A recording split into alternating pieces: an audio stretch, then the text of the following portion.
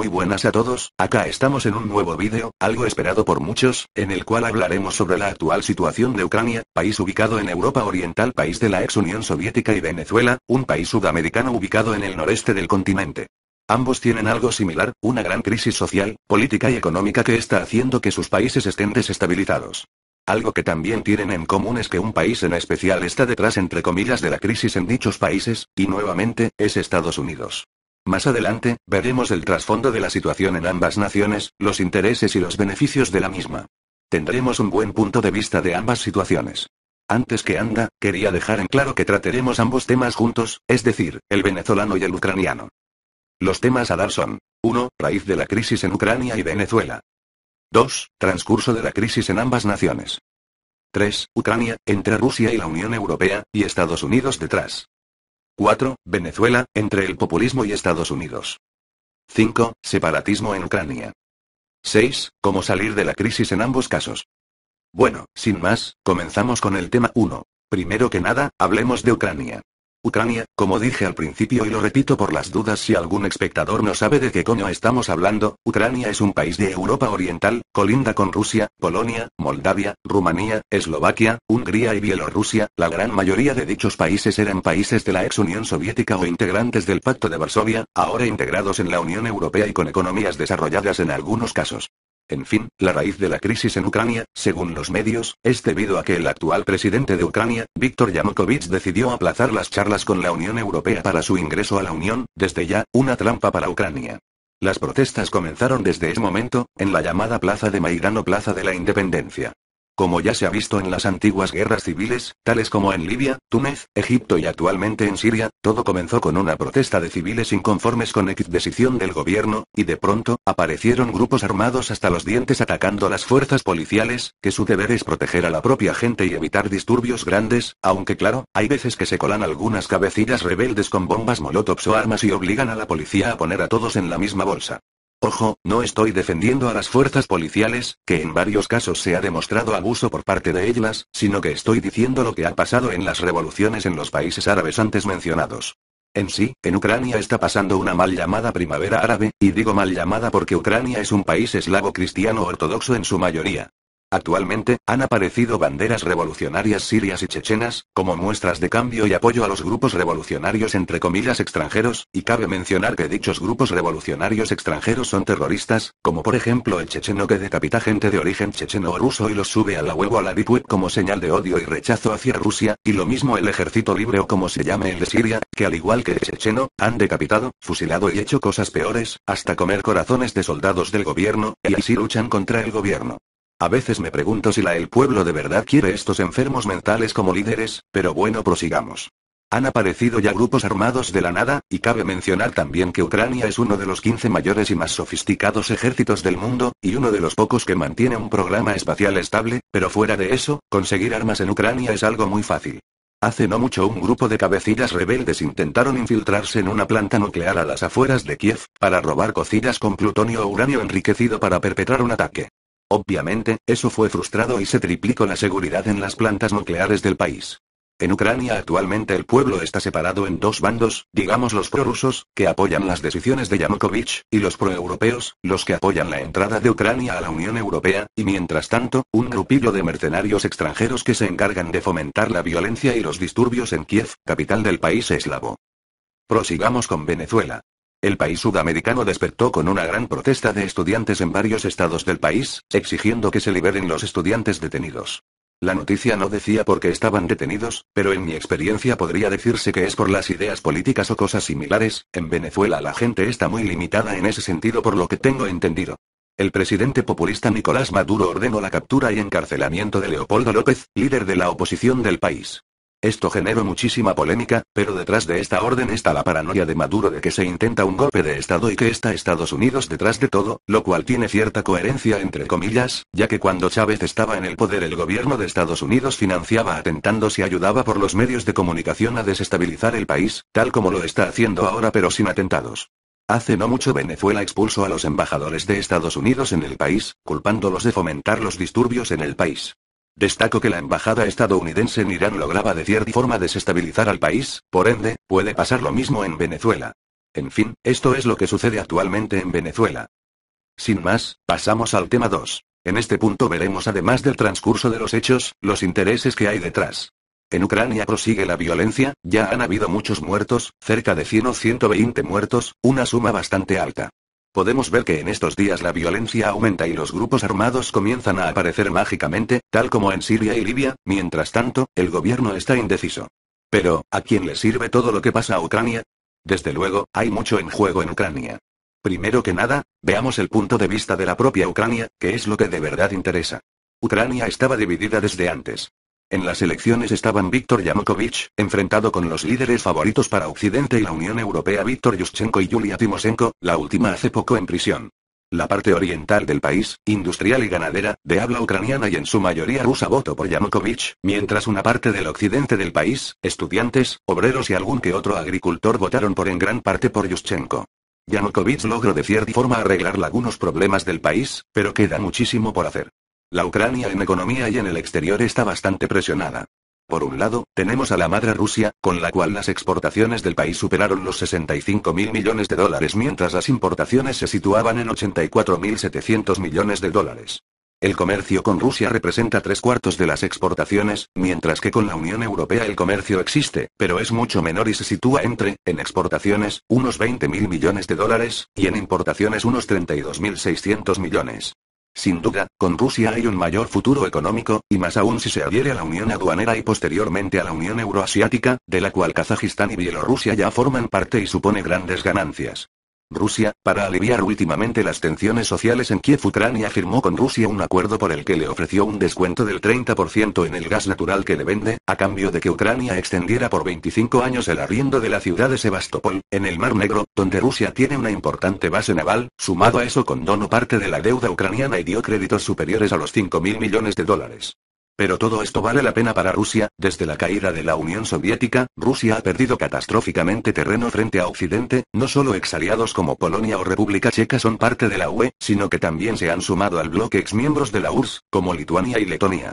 Y ahora el histórico aliado ruso, Serbia, también decidió sumarse y Rusia no tiene intenciones de dar el brazo a torcer en Ucrania.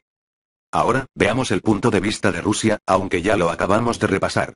Los intereses en Ucrania son jugosos, desde el comercio hasta la geopolítica. La cooperación con Ucrania es vital y jugó un papel bastante importante en los votos de Putin en la zona norte del Cáucaso. Desde el punto de vista económico, Ucrania es por donde pasa el gas y el petróleo ruso hacia la Unión Europea, y las cuotas las paga Gazprom y son muy jugosas, y aparte de eso, Ucrania es un lugar por donde pasa el futuro proyecto South Stream, por el cual se va a abastecer de gas ruso a las repúblicas balcánicas. Pero más allá de todo esto, Ucrania es sumamente importante.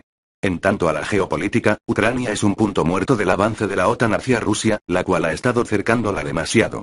Si Ucrania entra a la OTAN y a la UE no descarto intervención militar rusa, ya que como dije, Ucrania es el punto muerto, y bases de la OTAN en la frontera rusa no creo que Putin lo tolere.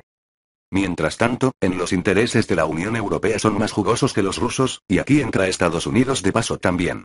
Desde la caída de la Unión Soviética y la entrada del planeta a la globalización, vimos que China, India, Vietnam, Corea del Sur y otros países fueron atractivos para las empresas occidentales, ya sea por su mano de obra cualificada, barata y los pocos derechos laborales existentes. Pues todo esto pasó en Europa Central y Oriental. Luego de la creación de la Unión Europea, la cual se fue ampliando, comenzó a expandirse hacia el este debido a que tenían las mismas condiciones que Singapur, India o China, incluso mejores. El modelo soviético en la era de Nikita Khrushchev ponía en todos los estados como algo básico la educación, la cual era obligatoria y avanzada, de buena calidad. En Checoslovaquia, Bielorrusia, Ucrania, etc., estas repúblicas eran de las más avanzadas y tenían un nivel educativo envidiable para algunos países occidentales, incluso para Irlanda, España y Grecia de la época. En sí, el nivel educativo de los países de la Europa Central y Oriental era alta, y las industrias eran bastante buenas, por lo cual, la Unión Europea decidió expandirse allí, ya que era una zona con mano de obra baratísima, con pocos derechos laborales y los impuestos de las empresas eran relativamente bajos. La República Checa, Eslovaquia, Letonia, Estonia, Lituania, Finlandia, Rumanía y otros países, debido a las condiciones que se les presentaban, las inversiones alemanas, francesas y de otros países que se les presentaban sumado a las ayudas económicas condicionadas de la Unión Europea, hicieron de Polonia y otros países ricos en poco tiempo. Ahora volviendo a Ucrania, este país se quedó atrás en la integración europea, pero aún así, hay muchos intereses. Primero que nada tenemos el comercio con Rusia que pasa por Ucrania, los aranceles son caros y las rutas de envío son de malísima calidad, por lo cual, si se integrara Ucrania a la Unión Europea, se ahorrarían cientos de miles de dólares. Luego tenemos otra, el gas natural y el petróleo. Ambas, la Unión Europea y Ucrania son importadoras netas prácticamente de producto proveniente de Rusia, y los precios fijados para Ucrania y la Unión Europea son muy distintos, es decir, a la Unión Europea se le cobra más caro que a Ucrania, y de tener a Ucrania en la Unión Europea, esto cambiaría, se abaratarían los precios y el tránsito de gas podría aumentar, o sea, ser más rentable el uso del gas ruso.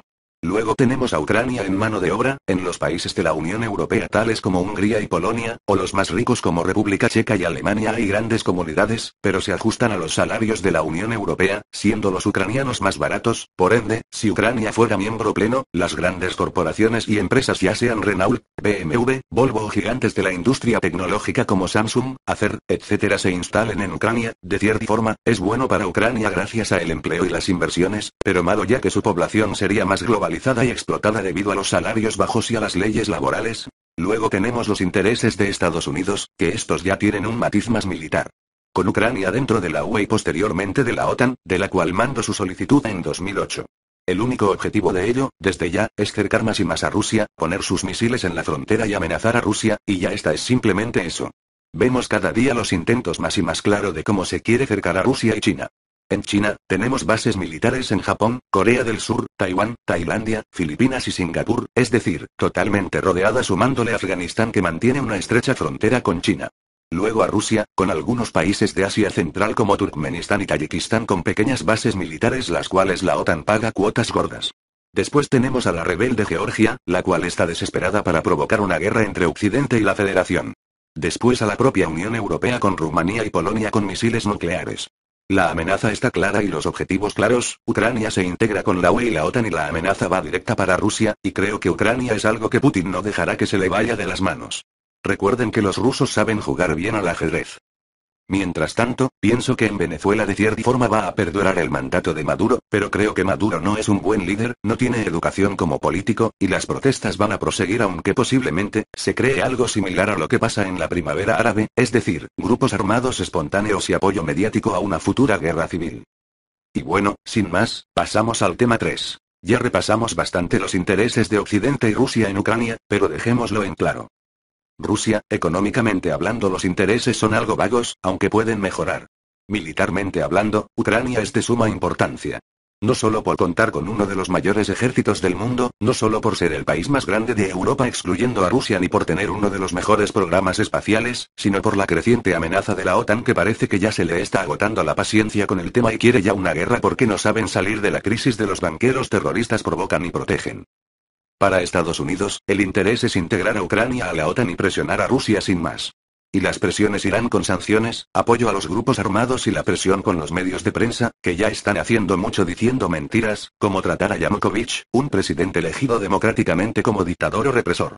Apuesto a que más del 70% del pueblo americano no sabe dónde queda Ucrania, ni Honduras saben ubicarlo en un mapa.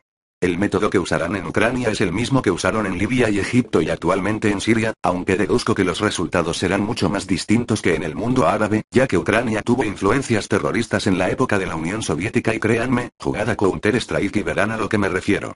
En fin, en mi opinión, Ucrania podría salir, o con una guerra civil en la cual hayan terroristas, en un ambiente puramente árabe a la europea, y posteriormente con una intervención rusa o de la OTAN, con los mismos discursillos de siempre, o con una vuelta a la paz algo forzosa, aunque creo que Occidente si ganase Yanukovych seguirán metiendo el dedo en la llaga como lo hacen siempre. En fin, al conflicto ucraniano le quedan muchos meses por delante. Para la Unión Europea ya lo he dicho, abaratar el precio del gas, mano de obra cualificada y barata, quitar los aranceles y prácticamente esclavizar a Ucrania. Algo que no he dicho es que Alemania en un futuro es posible que rompa con la Unión Europea y forme su propia unión con los países nórdicos y germánicos, como Noruega, Suecia, Finlandia, Austria y otros. Y otra cosa que también me olvide es que los paquetes de ayuda de la Unión Europea son seductores y jugosos, de unos cientos de miles de millones de euros, pero rescatando a España, Portugal, Irlanda y Grecia, ya poco pueden hacer con Ucrania y es algo que los estudiantes bobos ucranianos no entienden. Su entrada a la Unión Europea ocasionará más pérdidas que ganancias. Sin más, pasamos al tema 4. Venezuela, luego del golpe de Estado en 2002, Chávez asumió el poder en Venezuela, siendo una dictadura con fachada de democracia. El gobierno de Chávez no era más que un gobierno populista y demagogo, encubriendo la gran miseria en la que vive el país con discursillos patrióticos venerando a Castro y Bolívar y resaltando lo malo que era el imperio británico y la amenaza de Washington para el mundo, que si bien es cierto y tenía alguien que decir eso y pocos tenían las agallas, el mandato de Chávez con el potencial de Venezuela dejó muchísimo que desear. Venezuela con la riqueza generada por el petróleo, el gas y los recursos minerales del país, materias primas, se podrían haber desarrollado industrias, aumentado la producción agropecuaria y ganadera, y mejorar la infraestructura del país en más de un 200%, pero en cambio, todo el dinero se fue al caño regalando petróleo a Cuba, aliado ideológico, y a Bielorrusia y algunos países árabes como Siria y por otro lado a Irán. No solo los regalos sino los créditos concedidos a países sudamericanos, que si bien es una muestra de gratitud y hermanismo entre nuestros países, primero hay que estar bien uno mismo antes de ayudar a otros, un error que cometió Chávez. La Venezuela del siglo XXI está dividida entre el populismo del reciente sucesor de Chávez, Nicolás Maduro, persona que no tiene educación universitaria y conocimiento mínimo de política y protocolos, y de Leopoldo López, un político de derechas que estudió en la Universidad de Harvard y es licenciado en ciencias políticas, pero desgraciadamente, un contacto de Estados Unidos. La Venezuela de ahora tiene tres opciones. Una es seguir bajo el régimen de Maduro, el cual no conllevará a ninguna parte, ya que su gobierno no progresa y el país tampoco pese a la riqueza del Estado. La número 2 es en elegir al partido de oposición, el cual se encargará de abrir más la economía, pero desde ya, no se sabe qué postura tendrá con respecto a los vecinos y con Estados Unidos. Y la número 3, es que la gente haga todo por conseguir sus sueños, y aquellos que sepan de política y estudien para ello lleguen al poder y hagan su nación progresar. Tres decisiones complicadas, pero yo opino que la tercera es la mejor. Sin más, pasamos al tema 5. Ucrania podría separarse, algo que poca gente comenta. La parte oriental del país, rusófila, industrial y bastante avanzada, votó por Víctor Yanukovych, mientras que la parte del extremo occidente, Kharkov, Odessa y otras ciudades votaron por los demás candidatos de oposición. El país podría separarse de agravarse la situación, es decir, se separaría la región occidental, probablemente bajo una potencial zona de influencia rusa. Otra parte oriental, que en su mayoría son pro-Unión Europea, y la parte central y la península de Crimea, la cual es una república, podrían separarse y declarar la independencia. Todo esto es probable, no digo que pase, sino que cada vez más los ucranianos se están separando. Bueno, para finalizar, pasemos al tema 6. ¿Cómo salir de la crisis en estos dos asuntos? Desde ya es simple de decir pero de hacer es complicado. La mejor forma son elecciones anticipadas. Yanukovych y sus adversarios mano a mano nuevamente, y el pueblo de sus exigencias al gobierno, obviamente, de forma pacífica y que sean cosas coherentes.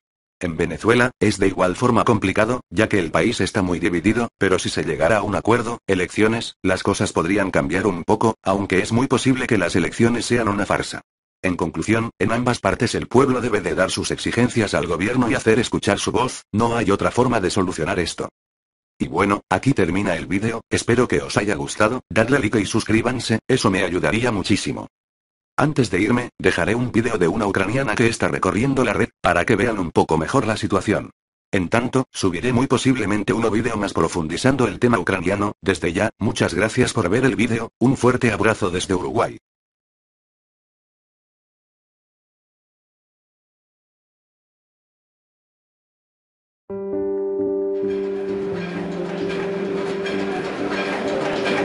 I am the Ukrainian, the native of Kiev, and now I am on Maidan, on the central part of my city.